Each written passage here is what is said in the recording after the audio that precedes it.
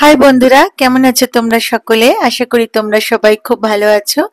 Welcome back to my channel serial update with Rinka. তো বন্ধুরা, আজকে তোমাদের সামনে আবার আজকের উড়ান এই সিরিয়ালটার গল্প তুলে ধরবো। তো চলো, আর দেরি করব না, গল্পটা শুরু করা যাক।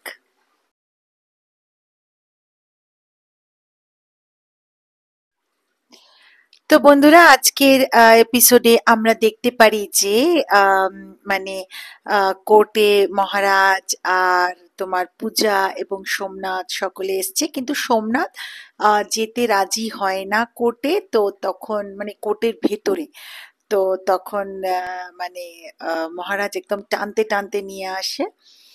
তো যাই হোক, তো নিয়ে এসে এবার বিচার সভা শুরু হয়, জাজ সাহেব আসেন। তো তখন এবার এদিকে মানে যে আবির, যে মহারাজের পক্ষ থেকে যে উকিল, সে বলে যে মানে মহারাজকে ডাকে এবং মহারাজ কাঠগড়ায় আসে। এবং কাঠগড়ায় এসে পুরো স্কুলের যে ঘটনা, সে ঘটনাটা সম্পূর্ণ বলতে থাকে এবং বলে যে এই কাণ্ডের জন্য আমি দোষী নই, আমার দাদা সোমনাথ মুখার্জি দোষী। তো তখন মানে সকলেই একটুখানি অবাক হয়ে যায় এবং সোমনাথ তো প্রচন্ড ভাবে আর কি ভয় পেয়ে যায়। তো যাই হোক, ইতিমধ্যে আবার সোমনাথের পক্ষে যে উকিল, সে এসে বলে যে এটার কি প্রমাণ আছে যে মহারাজ যে কথাটা বলছে সেটা ঠিক কথা। কারণ মহারাজ প্রচন্ড মানে রাগী এবং গুন্ডাবাজ ছেলে, সেটা আমাদের কাছে প্রমাণ আছে। তো এই কথার উত্তর দিতে আম, আবির মানে যে মহারাজের উকিল, সে বলে যে জজ সাহেব, আমি কতগুলো প্রমাণ আপনার সামনে তুলে ধরতে চাই, যেখান থেকে প্রমাণ হবে যে মহারাজ রাগী এবং গুন্ডাবাজ ছেলে নয়। তো একে একে মহারাজের পরিচিত সমস্ত লোকেরা আসে এবং সকলেই মহারাজকে খুব ভালো বলে এবং বলে প্রচন্ড মেধাবী একটি ব্যক্তি।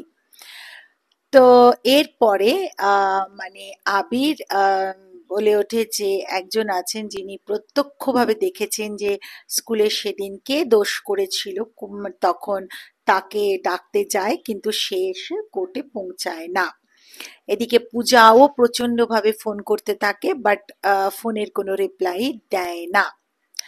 তো যাই হোক, এর মধ্যে তো মানে এবার সোমনাথ তখন মনে মনে খুব মুচকি মুচকি হাসতে থাকে। তো যাই হোক, তো এদিকে আবার জজ সাহেবের কাছে আবির তখন একটি দিন চায়, কিন্তু জজ সাহেব দিতে রাজি হয় না, বলে যে না, আমি আর কোনো দিন দেব না। এইভাবে একটার পর একটা তোমরা দিন চেয়ে যাচ্ছ, আর এইভাবে কোর্টের টাইম ওয়েস্ট করছো, এটা হতে পারে না।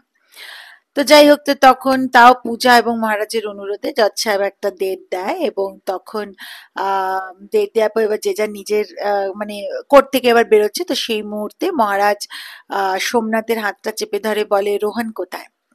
তো বলে রোহন, রোহনটাকে মানে সোমনাথ উত্তর দেয়, বলে ও আচ্ছা আচ্ছা আচ্ছা আচ্ছা, পূজার বন্ধু না? তা আমি কি করে জানবো?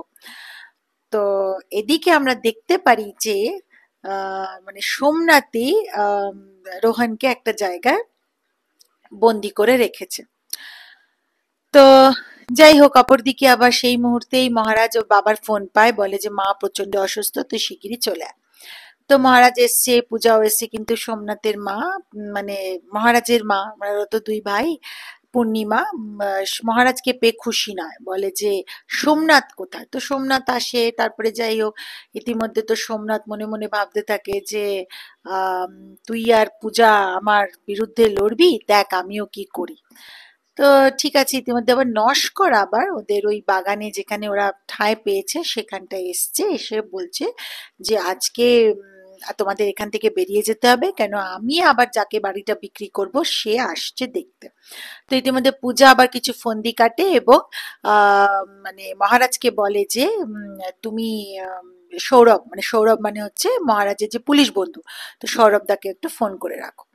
তো পূজার যে ফন্দিটার সাথে আমরা দেখতে পারি আরো লোকজন এসে পৌঁছে যায় ওদের ওই বাগানে। তো যাই হোক, ইতিমধ্যে আবার ওই নস্কর যাকে এবার বিক্রি করবে বাড়িটা, তার কাছে এসছে, মানে তাকে নিয়ে ওই বাগানে এসছে। আসার পরে কি হলো না, তখন ওই যে চারদিকটা দেখে বলছে এত লোকজন, আমি তো নেব না, এবারই আমি নেবো না, এত লোকজন কিসের? তো তখন বলছে যে না না না, এরা কোথা থেকে এলো আমি জানি না, দাঁড়ান দাঁড়ান দাঁড়ান বলে নস্কর ওই লোকটিকে বোঝাবার চেষ্টা করছে। ইতিমধ্যে তখন মহারাজের ওই বন্ধু মানে পুলিশ বন্ধু সৌরভ সেও এসে পৌঁছালো এবং সে বলল যে দলিলটা আর চাবিটা দাও, এরকম ভাবে কোনো কাজ হতে পারে না। তো যাই হোক, এই হলো গিয়ে আজকের এপিসোড বন্ধুরা। আর আগামী পর্বে আমরা দেখতে পাবো যে আহ, যে মানে রোহান একটি বিশেষ ঘটনা চক্রে নিজের দৃষ্টিশক্তি হারিয়েছে এবং মহারাজার পূজা ডক্টরের কাছেও নিয়ে গেছে। আম, আর তখন ডক্টর বলেছে যে এই দৃষ্টি ফেরাটা একটু অসম্ভবের মধ্যেই রয়েছে। তো এবার মহারাজার পূজা মনে মনে তো বুঝতে পেরেছে যে কে করছে। তো হ্যাঁ, এই হলো আজকের গল্প এবং আগামী পর্বে কি দেখতে পাবো সেটাও তোমাদের সামনে তুলে ধরলাম। তো বন্ধুরা, ভিডিওটা ভালো লেগে থাকলে লাইক শেয়ার আর কমেন্ট করে দিও, চ্যানেলটা সাবস্ক্রাইব করতে ভুলো না কিন্তু। তো চলো তাহলে, দেখা হচ্ছে আবার খুব শিগগিরই আরেকটা পরবর্তী ভিডিওতে। ততদিনের জন্য টাটা, বাই বাই। ভালো থেকো, সুস্থ থেকো, সচেতন থেকো, সবাইকে ভালো রেখো। চলো গো, টাটা।